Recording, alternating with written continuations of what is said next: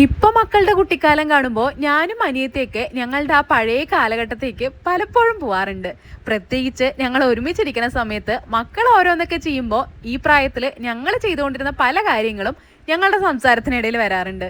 അങ്ങനെയുള്ള പല കാര്യങ്ങളും ഇപ്പോൾ ഓർക്കുമ്പോൾ എല്ലാവരും പറയണത് പോലെ തന്നെ വെറുതെ വലുതാവണ്ടായിരുന്നു എന്നുള്ള ആ ഒരു ഡയലോഗ് തന്നെയാണ് കേട്ടോ എനിക്കും പറയാൻ തോന്നണത്. പറയാനും ആഗ്രഹിക്കാനും മാത്രമല്ലേ പറ്റുള്ളൂ. ഇനി ഒരിക്കലും ആ കാലഘട്ടത്തേക്ക് നമ്മൾ പോയില്ലാലോ.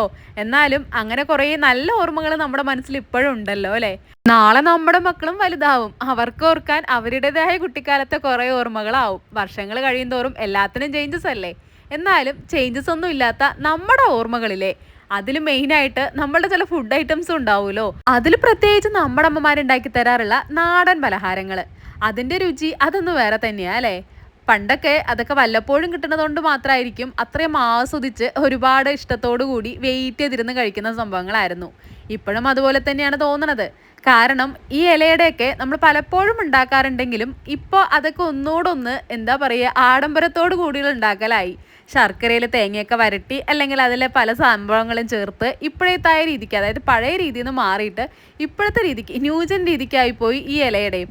അപ്പോൾ ഇപ്രാവശ്യം വീട്ടിൽ പോയിരുന്ന സമയത്ത് അമ്മയുടെ അടുത്ത് ഞങ്ങൾ പറഞ്ഞിട്ടുണ്ടായി പഴയ രീതിയിൽ അമ്മ ഞങ്ങൾക്ക് ഉണ്ടാക്കി തരാറുള്ളത് പോലെ ഇലയട ഉണ്ടാക്കി തരണേന്ന്. മക്കൾ എന്തെങ്കിലും ആഗ്രഹം പറഞ്ഞാൽ പിന്നെ അമ്മമാരുടെ കാര്യം പറയാനുണ്ടോ. കേൾക്കേണ്ട താമസം ദാ ആളാ പണിയും അങ്ങോട്ട് തുടങ്ങി. പിന്നെ ആകെ കൂടുള്ള വ്യത്യാസം എന്ന് പറഞ്ഞാൽ മുൻപൊക്കെ ഈ ഒരായിട്ട് അമ്മ ഉണ്ടാക്കിയിരുന്നത് മക്കൾക്ക് വേണ്ടിയാണെങ്കിൽ ഇപ്പം ദാ നമ്മുടെ പേരമക്കൾ കൂടിയുണ്ട് അത് കഴിക്കാനായിട്ട്. അവർ കാര്യമായിട്ട് വെയിറ്റ് ചെയ്തിരിക്കുകയാണ് അമ്മമ്മ ഉണ്ടാക്കണത് എന്താണ്, അതിൻ്റെ ടേസ്റ്റ് എന്താണെന്ന് അറിയാൻ. ഇലയുടെയൊക്കെ കഴിച്ചിട്ടുണ്ടെങ്കിലും ഇങ്ങനെയുള്ള രീതിക്കുള്ളത് അവരും അറിയില്ലല്ലോ. ഞങ്ങൾ അമ്മയുടെ അടുത്ത് പറയണത് കേട്ടിട്ട് പഴയ രീതിയിൽ മതി എന്ന് പറഞ്ഞപ്പോൾ അവരും എന്തോ ഒരു പുതിയ സംഭവമാണെന്ന് പറഞ്ഞാണ് ഈ വെയിറ്റ് ചെയ്തുകൊണ്ടിരിക്കുന്നത്. നമ്മളുടെ വീഡിയോ സ്ഥിരമായിട്ട് കണ്ട് കൂടെ നിൽക്കുന്ന കുറേ പേർക്കൊക്കെ സംഭവം മനസ്സിലായിണ്ടാവും ഞാൻ പറയാതെ തന്നെ. ഈ വീഡിയോയും കഴിഞ്ഞ 3-4 വീഡിയോകളിൽ പറഞ്ഞതുപോലെ തന്നെ നമ്മൾ വെക്കേഷൻ സമയത്ത് വീട്ടിൽ പോയിരുന്ന സമയത്ത് എടുത്ത വീഡിയോകളിൽ ഒന്ന് തന്നെയാണ് കേട്ടോ. പഴയ രീതിക്കുള്ള ഇലയടാന്ന് പറഞ്ഞാൽ കുറേ പേർക്കൊക്കെ മനസ്സിലായിണ്ടാവും. നമ്മൾ സാധാരണ മാവ് കുഴച്ചെടുക്കുന്നത് ഇപ്പോഴത്തേതായ രീതിക്ക് തന്നെയാണ്. അരിപ്പൊടിയുടെ കൂട്ടത്തിൽ കുറച്ച് ഉപ്പൂടെ ചേർത്ത് മാവ് കുഴച്ചെടുത്ത് ഇലയിൽ ഇതാ നന്നായിട്ടൊന്ന് പരത്തിയെടുത്ത് അതിൻ്റെ മുകളിലേക്ക് ശർക്കര വരട്ടി തേങ്ങ വരട്ടി അതൊന്നും അങ്ങനെയൊന്നും ചെയ്യാതെ തന്നെ ശർക്കരനെ ഇടികല്ലുകൊണ്ട് അമ്മ ഇടിച്ചാണ് എടുത്തത്. നന്നായിട്ടൊന്ന് പൊടിഞ്ഞു വരണത് പോലെ. അതിൽ ചില വലിയ സൈസിലുള്ള ശർക്കര കഷ്ണങ്ങൾ ഉണ്ടാവും. അതൊക്കെ അതുപോലെ തന്നെ ഇടലാണ് പതിവ്. അങ്ങനെ കഴിക്കണ ഒരു പ്രത്യേക ടേസ്റ്റ് ആണല്ലോ. ആദ്യം അരിപ്പൊടി പരത്തിയതിൻ്റെ മുകളിലേക്ക് തേങ്ങ വെതറി ഇട്ടതിന് ശേഷം അതിൻ്റെ മുകളിലേക്ക് ഇതാ പൊടിച്ചെടുത്ത ശർക്കരനെ കൂടെ ഇട്ട് കൊടുക്കുന്നുണ്ട്. നമ്മൾ ശർക്കര നല്ല പൊടിച്ചോ അല്ലെങ്കിൽ ഇങ്ങനെ നമ്മളിപ്പോൾ ഇപ്പോഴത്തെ രീതി എന്ന് പറഞ്ഞാൽ നമ്മൾ നല്ല വരട്ടി ഉരുക്കിയിട്ടൊക്കെയാണല്ലോ ഇതിനകത്തേക്ക് ചേർക്കുന്നത്. അപ്പം അങ്ങനെയൊന്നും അല്ലാതെ ഇത് പൊടിച്ച എല്ലിൽ തന്നെ ചെറിയ വലിയ കഷ്ണങ്ങളൊക്കെ ഉണ്ടല്ലോ. അതുകൊണ്ട് തന്നെ ഇത് നമ്മൾ മടക്കി എടുക്കുമ്പോൾ ഇപ്പോഴത്തെ രീതിയേക്കാളും കുറച്ചുകൂടെ ഒന്നിങ്ങനെ തിക്കായിട്ടിരിക്കും.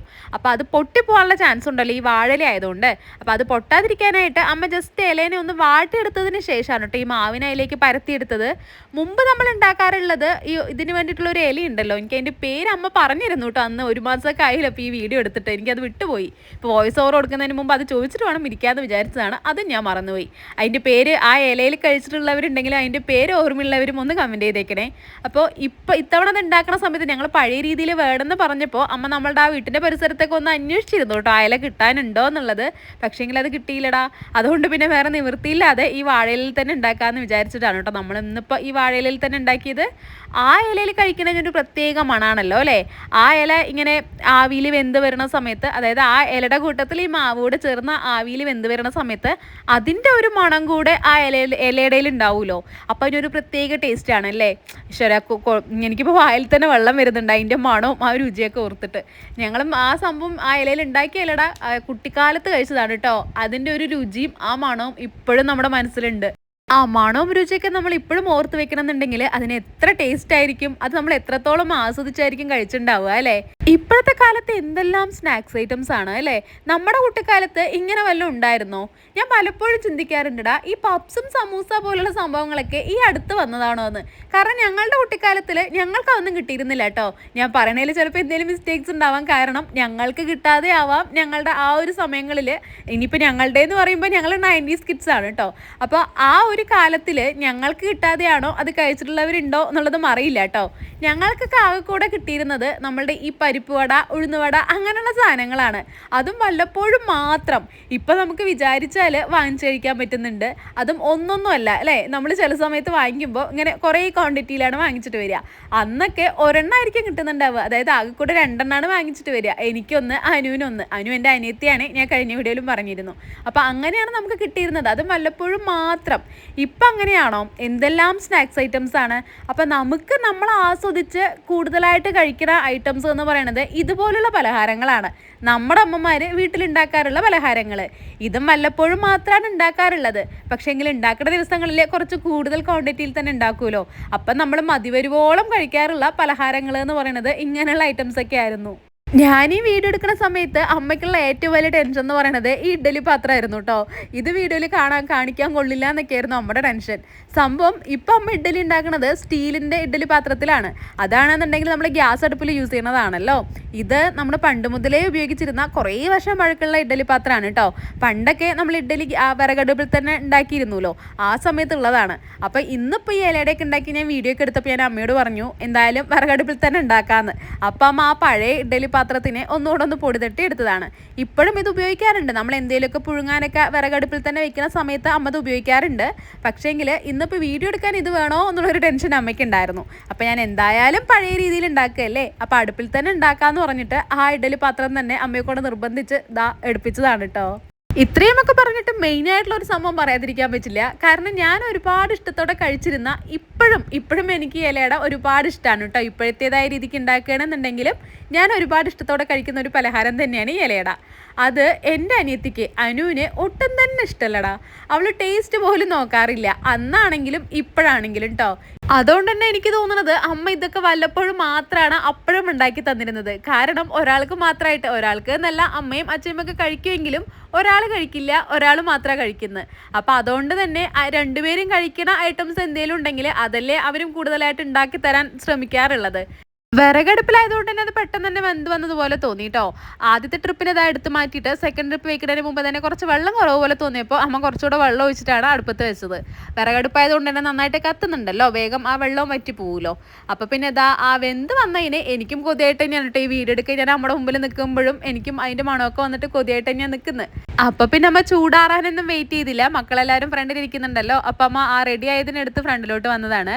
അനു ഇപ്പോൾ നേരത്തെ കണ്ട ഡ്രസ്സായിരിക്കില്ല ഇപ്പോൾ ഉള്ളത്. അത് അനുവും മോളും കൂടിയിട്ട് ജസ്റ്റ് ഒന്ന് ജംഗ്ഷനിലോട്ട് പോയിട്ട് വന്നിരുന്ന സമയത്താണ് നമ്മൾ ഈ വീഡിയോ എടുക്കാൻ സ്റ്റാർട്ട് ചെയ്തത് കേട്ടോ. അപ്പോൾ അവളിപ്പോൾ ആ ഡ്രസ്സ് ചേഞ്ച് ചെയ്തതാണ്.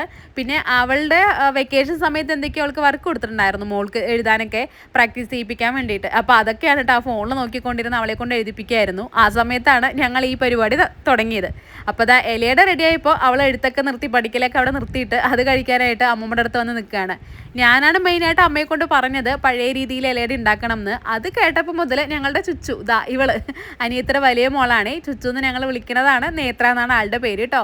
അവളാണ് പിന്നെ അമ്മയുടെ അടുത്ത് പറഞ്ഞുകൊണ്ടേയിരുന്നത്. എന്നെ പോലെ തന്നെ അവളും പറഞ്ഞുകൊണ്ടിരുന്നത് അമ്മമ്മ ഇലയുടെ ഉണ്ടാക്കണം എന്ന് പറഞ്ഞിട്ട്.